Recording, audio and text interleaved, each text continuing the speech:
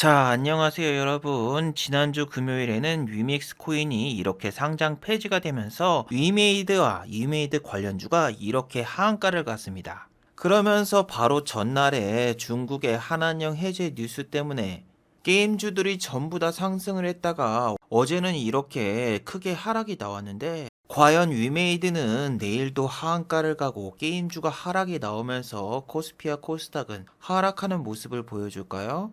오늘 잠깐 알아보는 시간을 가져보도록 하죠. 자, 먼저 미국 증시 같은 경우에는 나스닥과 다우는 목요일 날은 추수감사절로 쉬었고 어제 같은 경우에는 조기 폐장을 하였습니다. 그래서 다우와 나스닥 같은 경우에는 이렇게 디커플링이 되면서 마무리가 되었는데, 나스닥 같은 경우에는 미국의 반도체 주식들이 전부 다 내리면서 아주 안 좋은 모습을 보여주었죠. AMD 같은 경우에는 마이너스 1.65% 하락하였고, 그래픽카드 제조업체 엔비디아 역시 이렇게 마이너스 1.51% 하락으로 마감이 되었어요. 그리고 삼성전자와 가장 밀접한 영향을 주는 기업이죠. 마이크론 테크놀로지 역시 이렇게 마이너스 0.88% 하락으로 마감되면서 필라델피아 반도체 지수 역시 이렇게 마이너스 1.26% 하락으로 마감이 되었습니다. 그래서 내일 삼성전자라던가 SK 하이닉스 같은 경우에는 하락으로 출발할 가능성이 상당히 높은데, 이미 삼성전자하고 SK 하이닉스 같은 경우에는 금요일날 빠졌기 때문에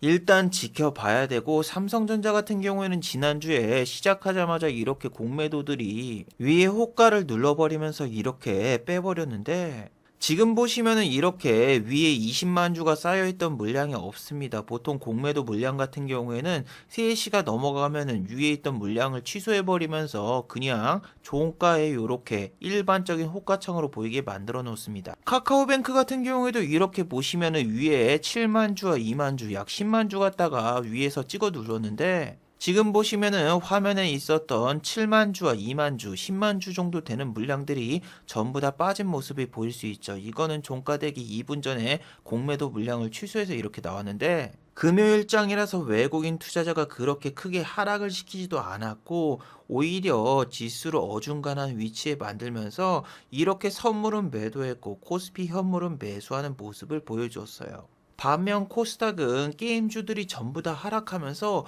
이렇게 코스피보다 하락폭이 큰 모습을 보여주었죠. 지금 증시는 정말로 엇박자가 나서 큰 손실을 보기가 너무너무나 좋습니다. 바로 전날까지만 해도 한한령 해제 뉴스 때문에 드래곤 플라이 같은 경우에는 이렇게 상한가를 갔었지만 그 다음날 갭이 뜨기는커녕 오히려 이렇게 크게 하락이 나오면서 상한가 따라잡기를 하신 분들은 정말 큰 손실을 보았고, 매수 주체였던 외국인 투자자 같은 경우에는 어제 전부 다 먹튀를 하고 튀었습니다. 드래곤 플라이 같은 경우에는 지난번에도 이렇게 권리락 때문에 요렇게 상한가를 한번 갔다가 그 다음날 갭을 빵 띄우고 먹튀를 해서 날랐던 적이 있었는데, 이번에도 또 똑같은 패턴으로 요렇게 상한가를 보냈습니다. 그런데 지난번에는 상한가를 보낸 다음에 아침부터 갭을 크게 띄웠기 때문에 지난번과 똑같은 패턴이 나올 거다 생각해서 상한가 따라잡기를 하신 분들이 상당히 많았을 거예요. 그래서 위메이드의 악재 뉴스만 없었어도 드래곤 플라이 같은 경우에는 갭을 어느 정도 띄우면서 출발했었겠지만, 주식이라는 게 그렇게 쉽지가 않죠. 드래곤 플라이 같은 경우에는 종토방에서 이런 이야기를 하더군요. 우리는 게임주가 아니다. 우리는 제약 바이오주다. 자, 드래곤 플라이 같은 경우에는 이틀 전에 이런 뉴스를 냈습니다. 게임형 디지털 치료제 임상시험 돌입. 자, 뉴스를 자세히 살펴보시면 ADH, 주의력 결핍 장애, 이런 병을 가지고 있으신 분들을 게임형 디지털 치료제를 이용해서 치료를 한다. 뭐 이런 뉴스입니다. 저 뉴스 하나만 나왔으면 드래곤 플라이가 상한가를 가지 못했겠지만, 한한령 해제 기대감 뉴스와 의학 뉴스 두 개가 뜨면서 드래곤 플라이는 결국 상한가를 갔죠. 하지만 상한가를 간 것 치고는 거래량이 별로 없습니다. 예전에 상한가를 갔을 땐 거래량이 진짜 많이 터졌는데, 요즘은 상한가를 갔을 때 보시면은 권리락 때는 요 정도밖에 거래량이 터지지 않았습니다. 평소 거래량과 별로 차이도 없었고, 이번에도 거래량이 크게 터지지 않은 상한가이기 때문에 이런 거 같은 경우에는 잘못하다가 상따했다가 정말 큰일이 날 수가 있죠. 그리고 이 녀석 같은 경우에는 실적이 개판이기 때문에 동전주입니다. 지금은 잠깐 지폐주로 올라왔지만 다시 동전주로 내려갈 가능성이 상당히 높죠. 이렇게 적자가 지속되는 회사 같은 경우에는 곧 있으면은 상패 시즌이 다가오면서 상장 폐지가 돼도 전혀 이상하지 않은 종목이죠. 그리고 장이 마감된 다음에도 드래곤플라이 같은 경우에는 외국인이 전부 먹튀한 것을 보고 개인 투자자분들이 쫄아서 시간의 단일가에서도 매도가 계속 나오면서 마이너스 2.15% 하락이 나왔습니다. 내일 아침에도 하락으로 출발할 가능성이 상당히 높죠. 그리고 위메이드 같은 경우에는 이렇게 하한가를 가기 전에 그 전날에는 시간의 단일가에서 오히려 상승이 나오고 상승으로 마무리가 되었어요. 그런데 정말 썩은 게 뭐다? 장이 마감된 다음에 6시 30분에 갑자기 위메이드 상패 공지가 나왔어요. 자, 그렇다면 도대체 왜 위믹스 코인 같은 경우에는 상장 폐지가 되었을까요? 그건 바로 위메이드 측에서 유통 물량을 조작을 해서 그렇습니다. 당초 거래소에 보고할 때는 이만큼의 우리가 유통 물량을 가지고 있습니다. 이렇게 공지를 했지만 그게 거짓이었고 소명 기간을 통해서 소명을 해달라고 해도 유통 관련에 대한 중요한 내용 같은 경우에는 전혀 제출을 하지 않아서 상장 폐지가 되었습니다. 그런데 정말 무서운 게 뭐냐면은 위메이드 같은 경우에는 위믹스 코인을 처분해서 애니팡 개발사 썬데이 토즈까지 인수를 했어요. 그뿐만이 아닙니다. 위메이드 같은 경우에는 커넥트 게임 개발사 넥셀론까지 인수를 하면서 위믹스 코인 하나 가지고 진짜 게임사 2개를 사면서 뽑아먹을 만큼 다 뽑아먹었는데 이게 유통량도 확실하지 않고 너무 구린내가 많이 나죠. 그런데 여러분, 위믹스 코인 관련해서 위메이드 사건 같은 경우에는 이번이 첫 번째가 아닙니다. 자, 예전에 제가 만든 영상을 잠깐 볼까요? 자, 여기 보시면은 일단 위메이드가 20만원대에 한 가지 사건이 터졌습니다. 위믹스 코인이 투자 유의에 지정이 되면서 30% 하락이 나왔어요. 자, 이때가 언제다? 정확히 2021년 12월 6일입니다. 그때 위메이드의 가격이 얼마였습니까? 정확히 16만 1,500원입니다. 24만 원을 찍고 내려오면서 그때 악재 뉴스가 나왔는데 10%밖에 빠지지 않았어요.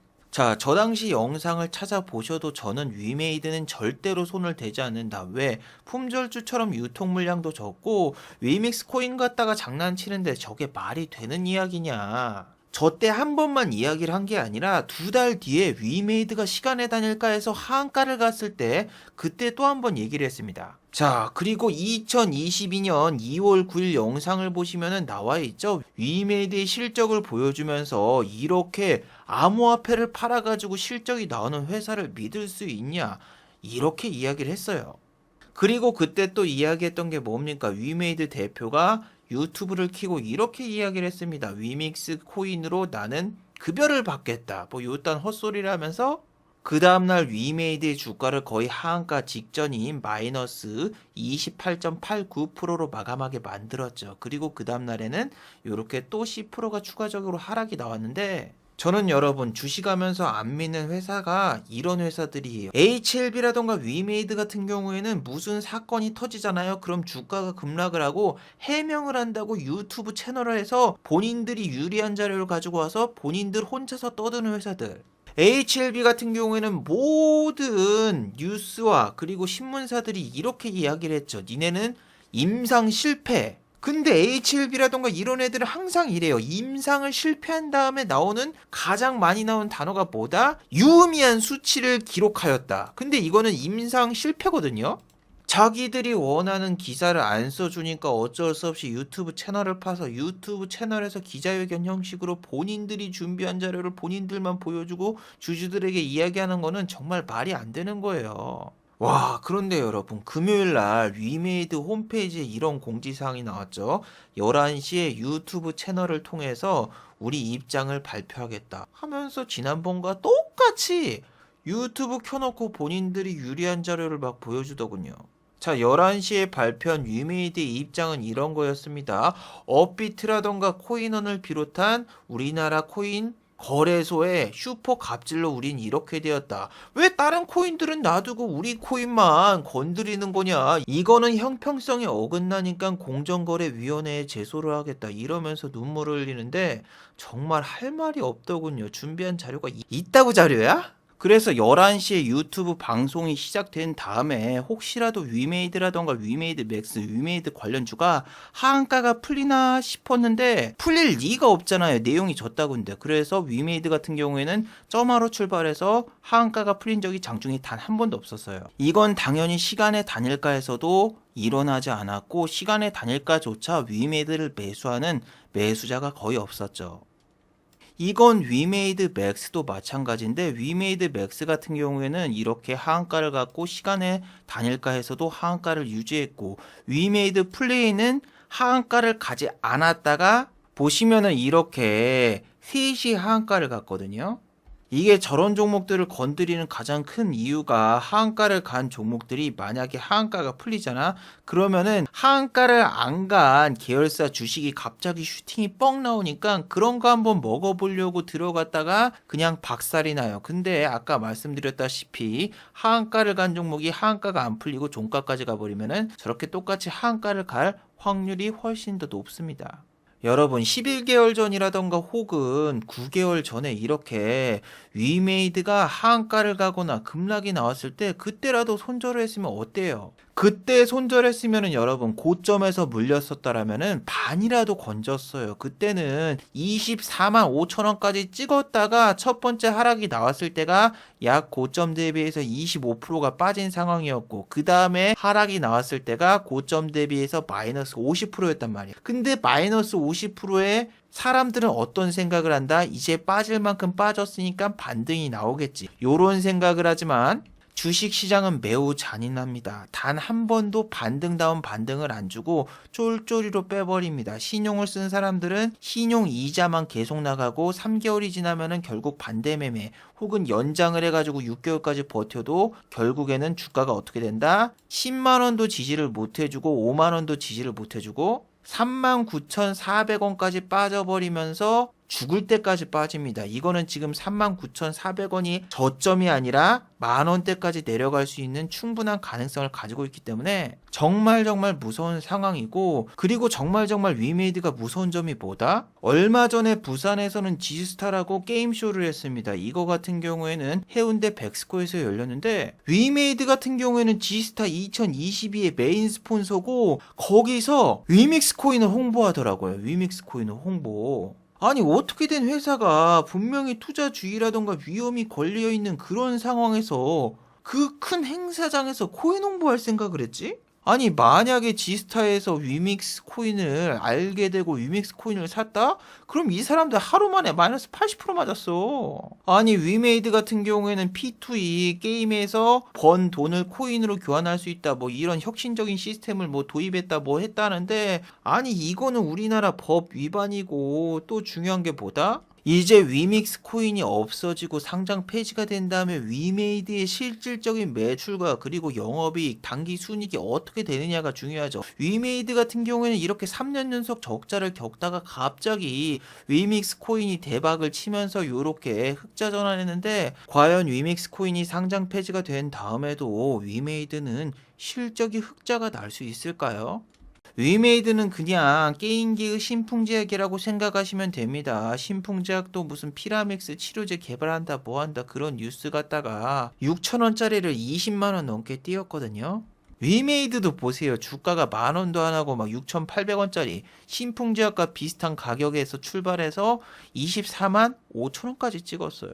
그리고 작전치고 다 빠졌고 튀고 아니 위메이드 영상을 2개나 제작해서 올렸을 때 네가 무슨 P2E 게임 산업에 대해서 뭘 안다고 짓거리고 떠드냐 위메이드가 얼마나 대단한 회사인지 네가 아냐 하면서 막 이상한 댓글을 단 사람들이 너무너무나 많았는데 아니 코인 갖다가 회사를 사고 코인 갖다가 실적을 내는 회사를 어떻게 믿냐고요 도대체. 아우 진짜 좀 사이비 광신도 같은 사람들은 좀 걸러 들어야 되는데 결국에 위메이드는 저런 사건이 터진 다음에 반등이 한 번도 안 나고 여기까지 빠졌죠. 물론 저 말고 다른 사람들은 이런 이야기를 하더라고요. 위메이드가 뭐 아직 추세가 죽지 않았고 세력들의 지금 평단가도 있고 여기서 거래량이 이만큼 터졌으니까 거래량을 한번 터트리면서 요런데 한번 위로 올라가거나 조금이라도 반등이 나면 그때 여러분들이 손절을 하시거나 익절을 하세요. 이렇게 이야기하는 사람들이 진짜 많았거든요. 아니 물린 사람들은 거래량 그냥 갖다 버려. 이거 지금 뭐 거래량이 있다고 해가지고 여기서 또 한번 생쇼하고 올라올 거라는 그런 상상 자체가 잘못됐다니까. 이렇게 거래량이 빵 터지면 더 던지고 그냥 나가지. 위메이드가 공매도가 안 되는 종목도 아니고 공매도가 잘 되는 종목인데. 근데 보통 유튜브라던가 이런 데를 보면은 본인들이 듣고 싶어하는 얘기를 해주는 사람들이 인기가 많죠. 아니 주식은 꼭 물린 다음에 언제쯤 오를까요? 뭐 이런 식으로 종목 상담하는 사람들 진짜 많잖아요. 아니 왜 오를 걸 생각해 더 빠질 걸 생각해야지. 그런 종목 상담하는 사람들의 꼭 특징이 있습니다. 정말 말이 안 되는 게 상승 때 거래량보다 매도 거래량이 아직 터지지 않았다. 그러면서 희망을 주고 세력들을 아직 나가지 않았으니까 반등이 나오면은 비중 축소를 항상 추천을 하고 사람들한테 이런 이야기를 하죠. 아 지금 손실이 크실 텐데 지금 손절해봤자 의미가 없으니까 좀 더 가져가 보세요. 요딴 헛소리 합니다. 그런데 더 웃긴 건 뭐냐면은 종목 상담을 듣고 나서 아 반등이 나오면 손절을 해야지 그게 아니라 아 반등이 나온다고? 물 타야 되겠다 하면서 그걸 모르는 사람은 또 물을 타요. 근데 위메이드만 보셔도 아시다시피 악재 나온 다음에 반등이 단 한 번도 없었어요. 그 다음에 이렇게 쑥 빠지고 더 큰 악재만 나왔지 뉴스는 안 나왔습니다. 저는 절대 종목 상담이라던가 뭐 이런 것도 하지 않고 해줄 말이 없어요. 본인이 뭐 마이너스 30%, 50%, 60% 이렇게 찍어 놓고 그걸 대응을 하나도 안 했는데 그 다음에 무슨 상담을 해주고 무슨 대응을 합니까? 저는 여러분 유튜브를 쉬면서 정말 여러 가지를 찾아보고 정말 재밌는 현상들을 많이 봤습니다. 윙스풋 IBK 12호 스펙이죠. 저는 여러분 유튜브 영상에서 누누이 말하지만 품절주, 스펙주 이런 거 하다가 진짜 깡통 찰 수 있으니까 절대 건드리지 말라 이런 주의였습니다. 그리고 유튜브를 하면서 거의 제가 스펙주를 건드리거나 품절주를 건드린 적이 거의 없었어요. 나는 여러분 막 옛날 계좌 보여주면서 연병 떨 때도 실적이 어느 정도 받쳐주거나 적자 회사가 아닌 종목만 샀지 이렇게 재무제표를 봐가지고 막 적자 있는 회사는 건드리지도 않고 절대 안 샀단 말이야. 품절주 이런 거. 근데 유튜브 안 하고 그냥 양지 사고 뭐 IBK 12호 스펙이고 뭐 다 때렸어. 그냥 안 때린 적 한 번도 없어. 그냥 소형 주고 중소형 주고 스펙 주고 다 때렸어. 물론 큰 비중은 안 들어갔지만. 근데 내가 건드릴 때는 시세 초입이거나 혹은 완전히 개박살이 나가지고 이렇게 바닥에 이럴 때만 공략을 했지 요런 꼭대기에선 아예 생각도 안 했단 말이야. 이게 지금 뭐 2,000원짜리가 2만원이 됐으면 10배가 올랐는데 이 꼭대기에서 누가 들어가. 내가 어제 영상에서는 10월 12일 윙스풋을 제가 여기서 잡아서 여기서 매도했다라고 여러분들에게 이야기를 해드렸잖아요. 저는 저때 여러분 500만 원을 갖다가 50% 이상의 수익을 올려가지고 한 270인가 260만 원을 벌었어요. 단 일주일 만에. 그래서 보시면 여기 수익률이 4.02%로 찍혀 있는데 이건 사실 여러분 50%가 넘는 수익률이었어요. 그런데 주식은 여러분 끝날 때까지 끝난 게 아니더라고요. 여러분 인터넷에서 이런 짤방을 보신 적 있죠? 무슨 짤방이냐면은 인간이 두려움을 느끼는데 몇 분이나 걸릴까? 그런 이야기입니다. 자, 이건 인터넷에서 한때 유행했던 유머 중 하나인데 누가 토토 사이트에서 4억을 벌었어요. 4억. 그래서 내가 빚도 있어봤고 지옥도 맛보고 그 고통 속에서 드디어 빠져나왔다. 이제는 무서운 게 없다. 이렇게 이야기를 했는데 2시간 뒤에 불법 도박 바카라에 빠져가지고 어떻게 됐다?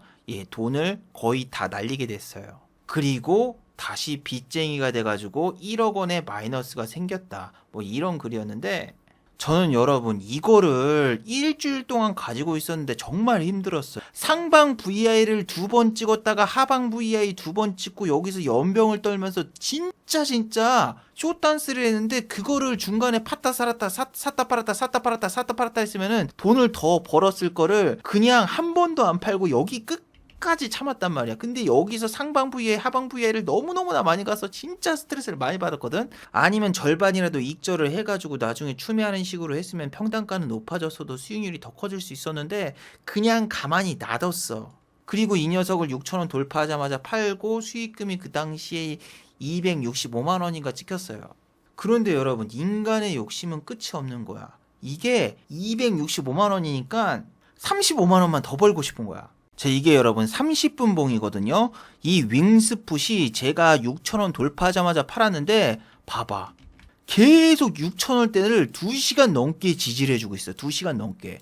그리고 이 녀석이 상방 VI를 한 번 찍고 두 번째 상방 VI가 6,540원이야. 6,540원. 그러니까 1차 VI를 찍고 2차 VI를 충분히 갈 수 있는 시간과 여력이 있었기 때문에, 그래서 6,000원을 강력하게 지지를 해주는 걸 보고 6,000원에서 정확히 제가 1,000만 원으로 다시 재매수를 했어. 나는 딱 35만 원만 벌면 돼. 자, 6,000원에 플러스 3%면은 6,240원이 3%인데 수수료가 있기 때문에 얘가 6,280원에 가야지 제가 35만 원을 벌 수 있어요. 그래서 나는 두 번째 VI 6,520원도 아니라 정확히 6,280원에 다 걸어놨어. 그런데 여러분, 여기서 한 가지 말도 안 되는 일이 벌어졌어. 무슨 얘기냐면은 저는 쉬면서 부업을 정말 많이 했거든요. 근데 이 여러 가지 부업 중에 자동차 탁송 알바가 있습니다. 예를 들면은 이 자동차를 목적지까지 이동해 주십시오 하고 돈을 받는 부업인데, 서울에서 부산까지는 여러분 10만 원을 넘게 주기 때문에 이 부업을 하기가 너무 힘들어요. 무슨 얘기냐면은 너무 지원자가 많기 때문에 보통은 이 공고를 클릭만 해도 이미 지원 모집이 마감이 되기 때문에 이거는 정말 하늘의 별 따기거든요. 저는 진짜 이거 된 적이 한 번도 없어. 근데 이날 10월 20일이잖아. 날짜 봐봐. 그리고 시간 봐봐. 장중이야, 장중. 아니, 저 알바는 원래 지원조차 안 되고 절대로 잡을 수가 없는 알바인데 이상하게 그날 아침에 클릭을 해서 실행을 해보니까 잡혀버린 거야. 10월 20일 날. 그래서 저는 이때부터서 이게 꿈인지 현실인지 오락가락 했어요. 왜냐하면은 아침부터서 너무 기분 좋게 수익을 냈고 그 중에 탁송 알바를 지원을 했는데 10만 원짜리 꿀 알바가 돼버린 거야. 그리고 나는 고향이 서울이니까 서울까지 공짜로 놀러 가가지고 한 3박 4일 정도 서울에서 놀다 오면 정말 해피한 이런 시나리오가 되는데, 이게 너무 스무스하게 진행이 됐기 때문에 이건 진짜 현실이 아니라 지금 이거 꿈이구나 이렇게 생각을 했거든요. 그래서 만약 꿈이라면은 내가 원하는 시나리오대로 되지 않을까 이런 생각을 해버려가지고 6,000원에 과감한 베팅을 했는데, 내가 평단가가 6,000원인데 여기까지 빠지더라고요. 고점 대비해서 한 5% 정도 빠졌는데 안 되겠어. 5,850원에 1,000만 원을 추가적으로 베팅을 해버리면서 제 평단가가 5,900원 정도가 됐어. 나는 그리고 이제는 6,280원이 아니라 정확히 딱 6,150원만 되면은 35만 원의 수익을 거두게 되면서 내가 원하는 목적을 이룰 수가 있는 거야. 근데 여러분 이거 봐봐. 정확히 내가 매수한 다음에 6,130원까지 찍은 다음에 그 다음에 빠졌어. 아니 그런데 여러분, 내가 부산에서 서울까지 운전을 하고 있었기 때문에 이때는 내가 대응을 못했거든. 그 뒤에 여러분 어떻게 됐어요? 갑자기 하방 VI가 두 방 탁 걸리면서 5,000원대가 깨지고 마이너스 4,865원까지 빠졌습니다. 근데 내가 만약에 이 주식창을 보고 있으면은 여러분 어떻게 된다? 차 사고가 날까봐 내가 원하는 목표가에 도달을 하거나 혹은 손절가에 도달할 경우에는 문자가 오게 만들어 놨거든요. 근데 문자가 왔는데 상방이 아니라 하방 VI에 걸렸다고 문자가 온 거야. 그 문자 보자마자 근처 휴게소 들어가가지고 내가 손절을 했는데, 손절가가 그날 거의 최저가에 손절을 해가지고 아침에 벌었던 거 다 날리고 30만 원인가 25만 원인가 남고 다 날렸어. 그리고 그 다음날 보세요 여러분, 5,660원까지 반등 나왔어. 내 평단가가 5,900원인데 그냥 하루만 좀 더 버텼었으면은 손실이 그냥 마이너스 한 30만원 40만원으로 끝났을 텐데, 운전하고 연병 떠니라고 최저가에 손절해가지고 아침에 벌었던 거 다 날리고. 원래는 내가 서울에서 3박 4일로 좀 놀다 오려고 했는데 그 다음날 너무 열받아가지고 바로 서울로 내려와가지고 복수 매매를 하려고 했지. 하지만 보시다시피 그 다음날이 금요일이었기 때문에 제가 무리를 하면 안 되고, 또 여기서 이성을 차려야 돼. 여기서 무리하다가는 벌었던 거 다 날릴 수 있기 때문에 그냥 짤짤이만 치고 끝냈어요. 그래서 윙스풋 같은 경우에는 정말 큰 사연도 있었고 저의 애증의 종목이었는데, 이 녀석은 어제도 연병 떨더라고요. 플러스 12%가 넘어가면은 상방 VI인데 정확히 플러스 12% 근처까지 아침에 꼬셔놓고 다 빼버리더라고. 이 녀석 같은 경우에 스펙주하고 똑같이 주식 발행수가 적어가지고 이렇게 보시면 호가에 한 주, 10주, 막 1,000주 이렇게밖에 안 걸려 있어서 제가 던질 때도 2천만 원 던지기도 너무 힘들었던 그런 종목이란 말이야. 그래서 이런 종목 같은 경우에는 진짜 큰 돈으로 들어가면 안 돼요. 근데 내가 이 녀석을 공략할 때 사람의 심리를 읽기 위해서 종토방이라던가 혹은 주식 카페 같은 데서 이 녀석의 글들을 몇 개 찾아봤단 말이야. 근데 여러분 정말 정말 재밌는 게 뭐냐면은 아까 말했다시피 사람들은 자기가 원하는 것만 보려고 하고 자기가 원하는 말을 해주기만 바랍니다. 아니 사람들은 주식에 물리면 그때부터서 뭐 이런 거래량을 보면서 세력들이 아직 남아있으니까 시세는 아직 끝나지 않았다. 분명히 한번 위에서 설거지하고 올릴 거다. 뭐 이런 식으로 상상을 하더라고. 이 글을 한번 보세요. 자, 저거 지금 개미 털기 아닌가요? 지금 하한가인데 거래량이 많지 않아서 세력들이 아직 빠져나간 것 같지 않아요. 내일 만약에 장이 시작하고 조금 더 내려가면 매수 찬스로 보이는데 어떤가요? 저 글이 여러분 언제 써진 건 줄 알아요? 첫 번째 하한가를 갔을 때. 야, 2,000원짜리 주식이 21,000원을 찍고, 그리고 첫 번째 하한가를 갔을 때 여기가 매수 찬스로 보는 거예요? 말이 되나요? 저 사람들이 하는 말보다 거래량이 이만큼 터졌는데 아직 하한가에서는 거래량이 많이 안 터졌으니까 분명히 여기서 개미 털고 올릴 것이다. 두 번째 댓글 봐봐요. 저도 분봉으로 보아서 세력들은 아직 튀지 못했습니다. 여러 세력들이 남아있고요. 내일 매수 찬스로 보이고 과감하게 투자를 해보려고 합니다. 이거 아까 보여드린 IBK CBO 스펙이에요. 언제? 9월 29일. 미친 거 아니야 여러분? 9월 29일날 이때 하한가 갔다? 이거 보고 세력이 지금 못 빠져나갔으니까 아직 세력들이 남아있다. 뭐 그렇게는 생각할 수 있지. 근데 그 다음날 하한가 갔어. 그리고 그 다음날 또 하한가 갔어. 그리고 그 다음날은 살짝 올려주는 척하고 어떻게 됐다?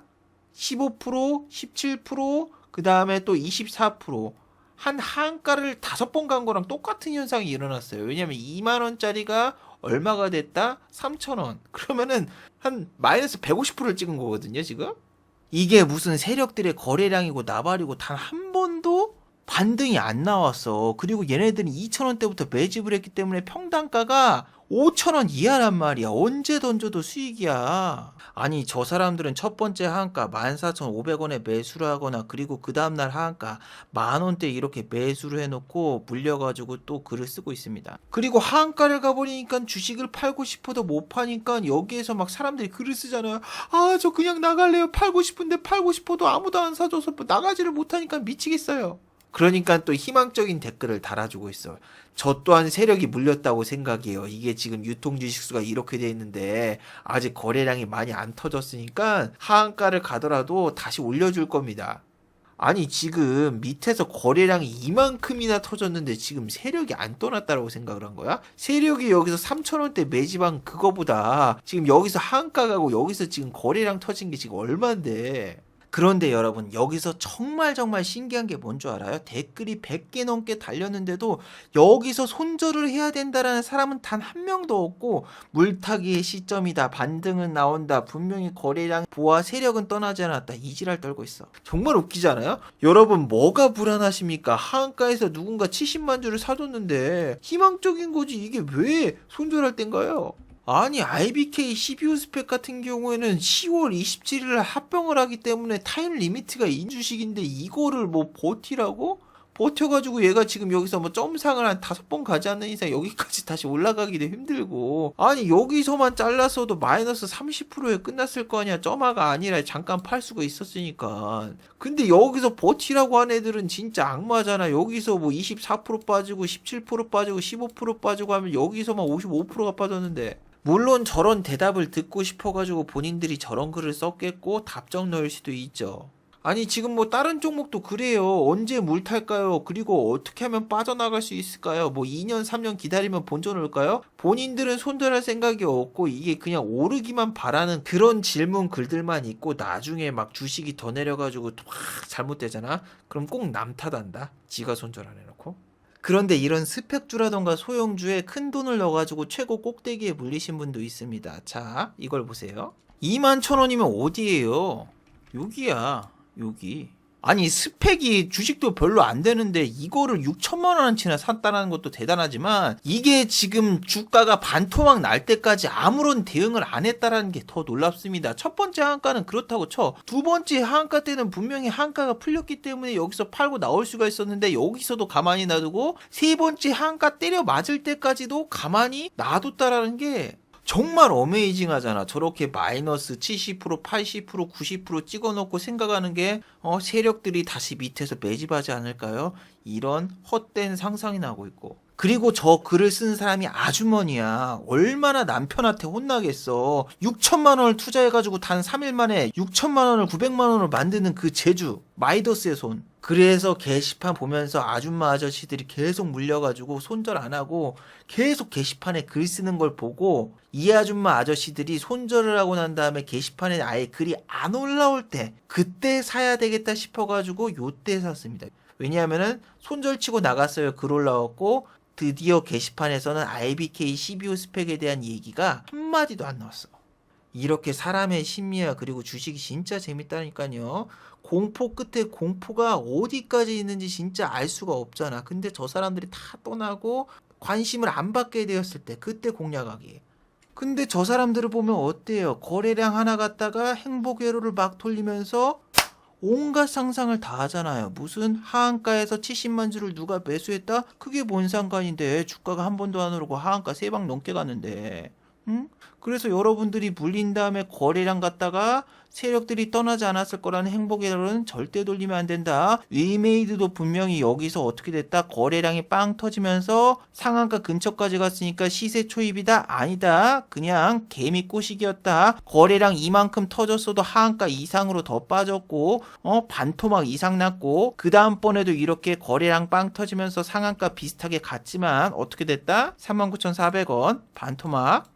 그리고 여러분 주식 커뮤니티의 매수 타점이라면서 이런 거 나오는 거 많이 보셨죠? 자, 예를 들면 웰크론 한택이라던가 이런 종목. 자, 이런 종목 같은 경우에는 여기서 이만큼 거래량이 터졌고 여기서도 거래량 터지면서 양봉이 나왔어. 그러면은 지지대가 여기니까 여기는 매수 타점이다. 그러므로 여기에서 매수를 했으면은 상한가도 먹고 지금 크게 수익을 났을 것이다.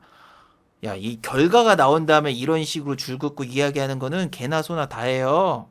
그럼 선익 시스템은 뭔데? 여러분 갑자기 메타버스 관련주, 자이언트 스텝이라던가 선익 시스템 이런 메타버스 관련주들이 한한령 해제 수혜로 갑자기 이렇게 올라오고 있거든요. 근데 여러분 선익 시스템이 지금 올라온 게 중요한 게 아니라 자 보세요. 선익 시스템 같은 경우에는 분명히 3개월 전에도 이렇게 큰 거래량이 터지면서 상한가 근처까지도 가고 14,000원짜리가 27,000원까지 올라갔단 말이야. 단 5일 만에.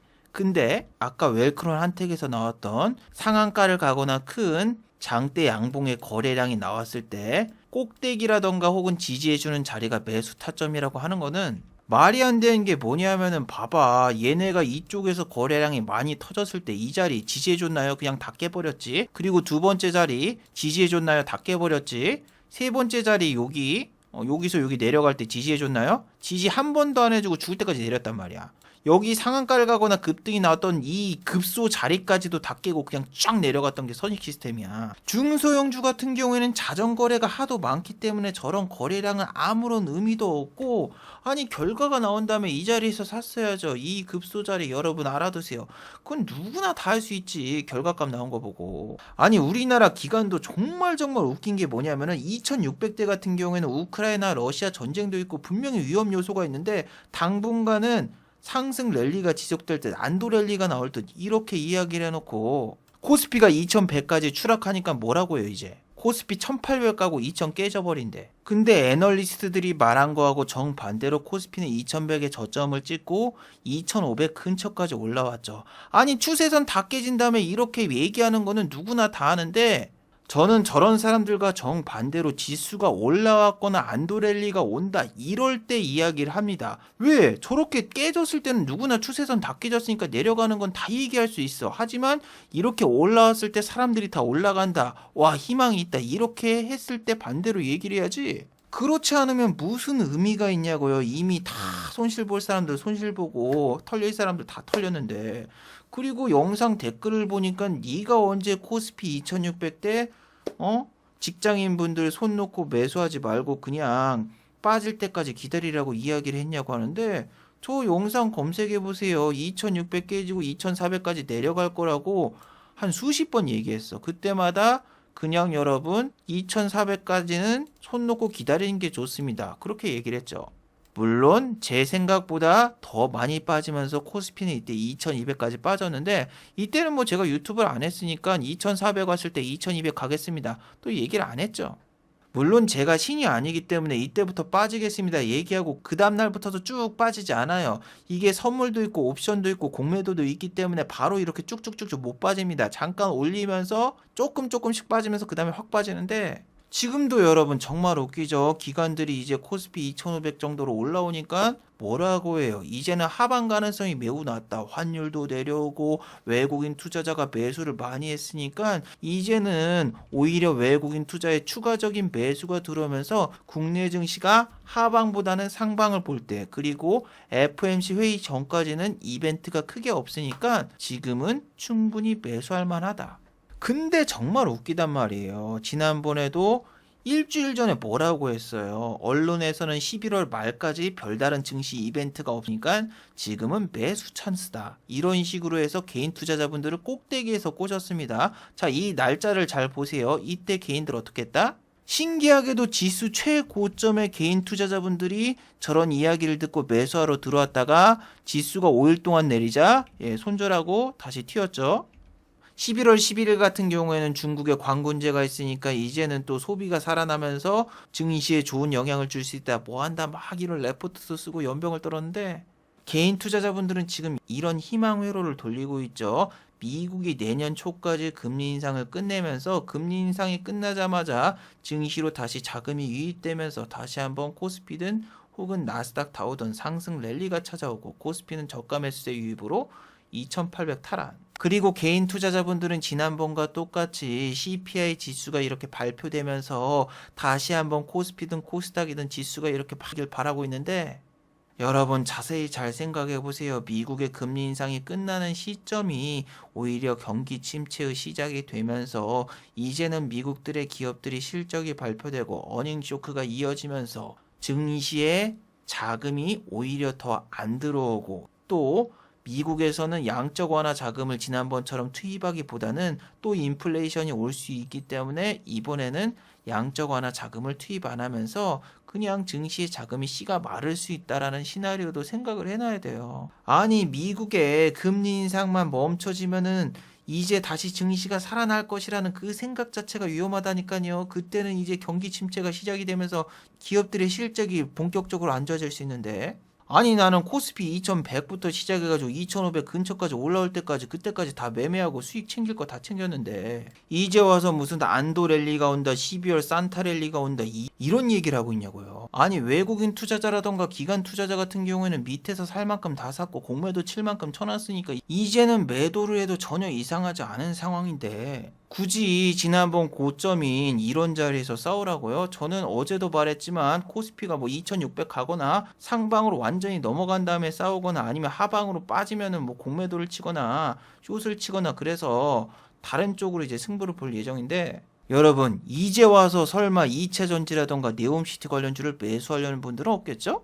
우리나라 코스피 지수를 지금 끌어올린 주역이 시가총액 2위인 LG에너지 솔루션을 지금 이렇게 끌어올려가지고 우리나라 코스피 지수가 올라왔는데, 이제서야 뭐 2차전지 관련주 중에서 아직 슈팅이 안 나온 주식을 산다 뭐 이런 분들은 설마 없겠죠? LG에너지 솔루션 저런 녀석만 올랐고, 에코프로 BM, 에코프로 시리즈 같은 경우에는 이렇게 오르지도 않고 한 달에 두세 번 오르고 그냥 계속 내리기만 했어요. 코스닥 같은 경우에는 네옴시티 관련주로 수급이 쏠리면서 그나마 좀 저점에서 반등이 나왔는데, 여러분 사우디의 네옴시티 계획 실제로 믿는 분 있나요? 아니 무슨 블랙팬서도 아니고 사우디아라비아의 무슨 친환경 에너지를 기반으로 해서 스마트 시티를 만든다? 이거 와칸다 포에버에서 나왔던 그 시티 보고 그냥 말한 것 뿐이잖아요. 그래서 전문가들도 젊은 왕세자의 그냥 쇼로 한낱 신기루로 끝날 것이다 예측하시는 분들도 많고, 사우디 쇼는 지금 한두 번도 아니잖아. 이거 뭐 아마추어처럼 왜 그래. 뭐 사우디에서 실제로 발주도 내놓고 있다고? 저런 거 그냥 찌라시만 뿌려놓고 실제 계약까지 체결한다고 그냥 완공이나 착공 아무것도 안 하고 그냥 끝날 가능성도 높고, 이미 네옴시티 관련주 너무 많이 상승했어. 무슨 만원짜리가 49,000원 막 이 정도까지 올랐는데 오를 만큼 다 올랐고 시세 준 종목들 많습니다. 물론 저도 네옴시티라던가 이런 애들은 수급이 쏠려가지고 잠깐 했지만 절대 믿진 않아요. 아니 저런 찌라시 뿌려놓고 한미글로벌이라던가 이런 회사는 전환사채 발행하거나 혹은 자사주 팔아가지고 뭐 300억 벌고 400억 벌고 쇼하잖아. 이번에 또 네옴시티 갔다 올린 웰크론한테 이 녀석도 봐봐. 주가가 이렇게 급등하니까 바로 고점에서 이렇게 12 전환사채 발행하잖아. 와. 그런데 여러분 여기서 한 가지 반전. 나는 웰크론한택을 목요일날 종가 베팅해서 금요일날 팔고 다 나왔습니다. 한 500만 원어치 매수해가지고 여기 6,300원대에서 2% 먹고 나왔거든요. 그런데 제가 여러분 왜 목요일날 웰크론 한택을 매수인지 알아요? 일단 여러분 웰크론 한택 같은 경우에는 주가가 너무 올라서 3일 단일가 거래, 30분 단일가 매매가 진행되고 있습니다. 그리고 여러분 전환사채 공시는 장이 끝난 다음에 나왔습니다. 그리고 시간의 단일가 같은 경우에는 하한가를 가려고 했어. 그래서 제가 생각한 시나리오는 이 녀석이 시간의 단일가에서 6,000원이 깨지고 하한가까지 가면은 일단은 500만 원어치 매수하고 그 다음날 시간의 단일가보다 조금 더 밀리면은 거기서 추매를 해서 총 1,000만 원 정도를 매수하려고 했습니다. 그래서 한 5,500원 정도 혹은 5,800원 정도의 매수를 해가지고 6,500원까지 끌고 가면서 한 수익률 10%에서 15%를 내려는 계획을 짰습니다. 근데 단일가에서 저렇게 악재 뉴스가 나오면 그 다음날 하한가도 갈 수 있거든요. 일단은 이게 손절을 장중에 할 수가 없기 때문에 정말 위험한 매매 중에 하나인데 일단 전환사채 자체가 12월 8일 날 나오니까 12월 8일 전에만 던지면 되겠다 이런 계획을 짜고 들어간 거예요. 일단 시간에서 하한가를 가도 외국인 투자자 같은 경우에는 아직 물린 물량이 있기 때문에 이 물량을 던지기 위해서라도 어떻게든 그 다음날 조금이라도 갭을 띄울 수 있기 때문에 제 시나리오는 일단 외국인 투자자가 못 빠져나갔으니까 얘네가 빠져나가려고 발광을 떨 때 나도 수익을 내는 시나리오를 짠 겁니다. 그런데 왜 저 같은 경우에는 이 녀석을 2%밖에 수익을 내지 못했을까요? 답은 간단했어. 시간의 단일가에서 하한가를 가긴커녕 플러스 2% 이상 상승으로 끝났어. 자, 여러분 보세요. 시간의 단일가도 웰크론 한택 같은 경우는 30분 단일가야. 아, 근데 시간의 단일가에서 이 녀석이 30분 뒤에 체결되는 걸 깜빡 잊고 그냥 시간의 단일가에서 하한가 근처에 있는 걸 보고 시장가 매수를 눌러놓고 다른 일을 하러 갔어. 난 당연히 하한가 근처에서 체결된 줄 알았어.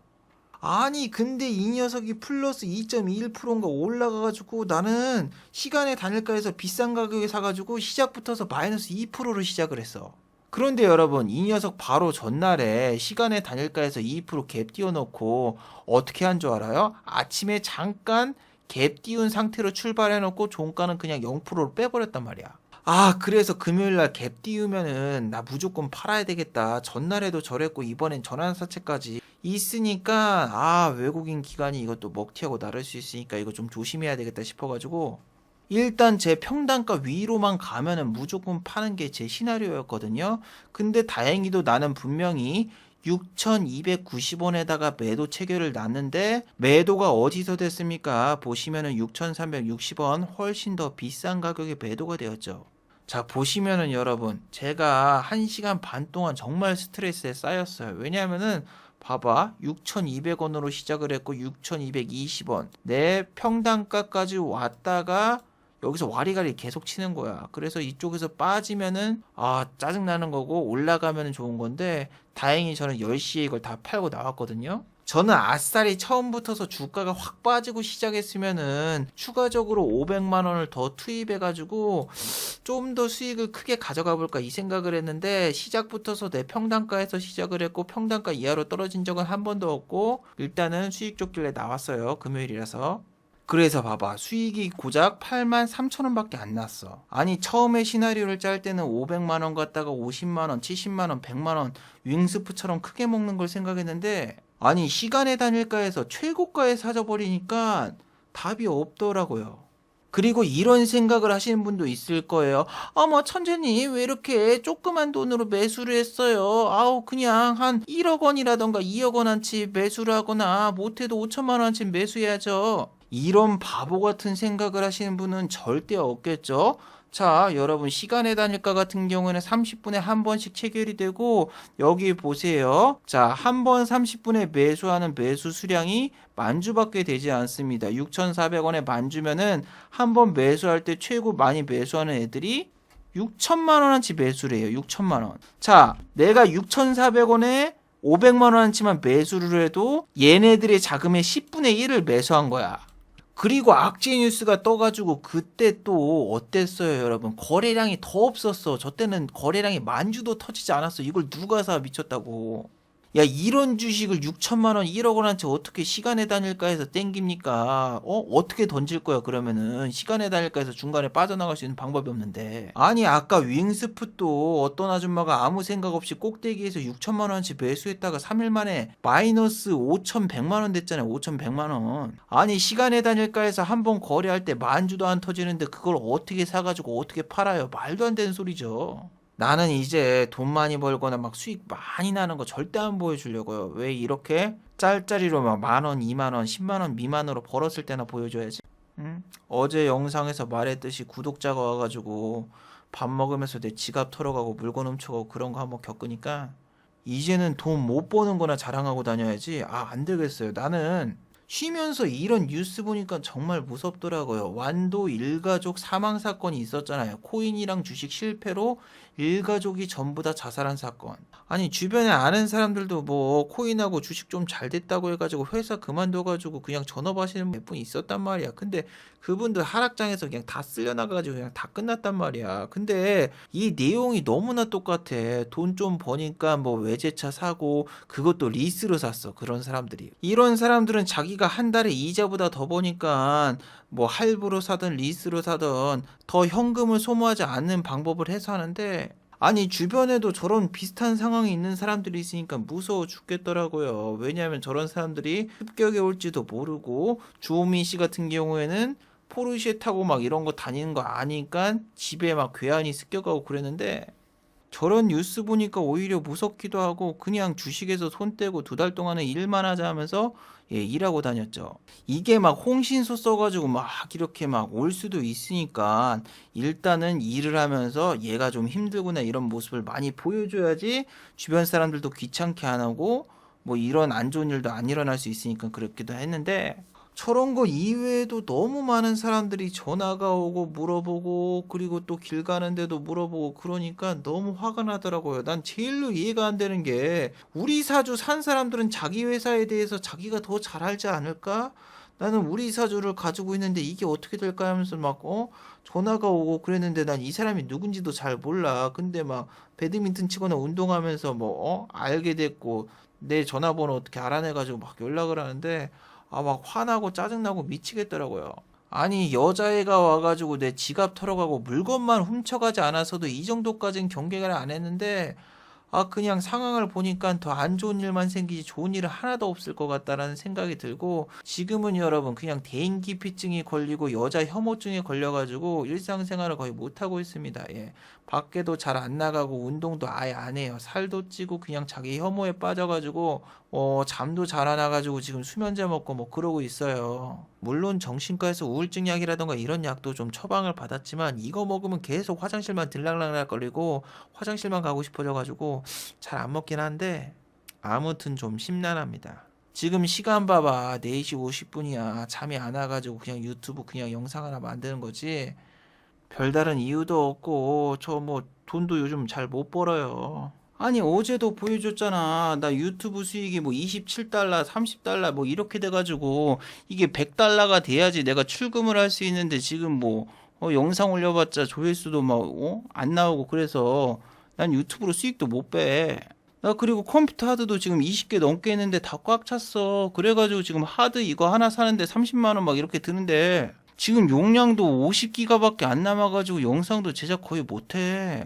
그거 말고도 트위치에서 VOD 서비스 종료한다고 해가지고 예전에 찍어놓은 영상들 이거 하드로 백업해야 돼가지고 지금 하드를 1개 사야 되는 게 아니라 2개, 3개를 사야 될 이런 처지인데 나의 이런 딱한 상황을 보고 우리 시청자분 한 분이 카카오톡으로 계속 돈을 후원하는 것 같더라고. 내가 카톡은 읽어보지 않았는데 어느 날 보니까 후원금 뭐 10만 원을 보냈습니다. 50만 원을 보냈습니다. 뭐 100만 원을 보냈습니다. 뭐 이러길래 우리 시청자분들 중에서도 내가 이런 사정을 말을 안 했어도 신경을 써주는 정말 고마운 분들이 있구나 이렇게 생각을 했었는데 아니 이거 낚시였네. 아니 씨발 이거 1절만 하지 이거 지금 너 몇 번을 한 거냐? 여기 뭐 10만 원 보냈습니다. 1000만 원 보냈습니다. 100만 원 보냈습니다. 이거 그냥 글자만 쳤지. 아니 들어온 거 아무것도 없네. 아니 저 새끼는 진짜 뭐 장례식장 가가지고 이 집 육개장이 정말 맛있네요. 와 한 그릇 더 주세요. 이럴 새끼네 진짜 분위기 파악을 못하네. 아니 한 번만 그냥 장난을 쳤으면 이해를 하겠는데 이 새끼는 지금 몇 번을 한 거야 이게. 와, 진짜 세상에는 악마가 너무 많다. 이러니까 내가 불면증이 계속 시달리지. 와, 지금 시간이 여러분, 5시가 넘어갔네요. 이거 11시 반인가 제작했는데 벌써 6시간이 지났네요. 수면제라도 먹고 억지로라도 잠을 자야 될 것 같아요. 예전처럼 뭐 뒤에 정리는 없고 그냥 여기서 영상 마칠게요.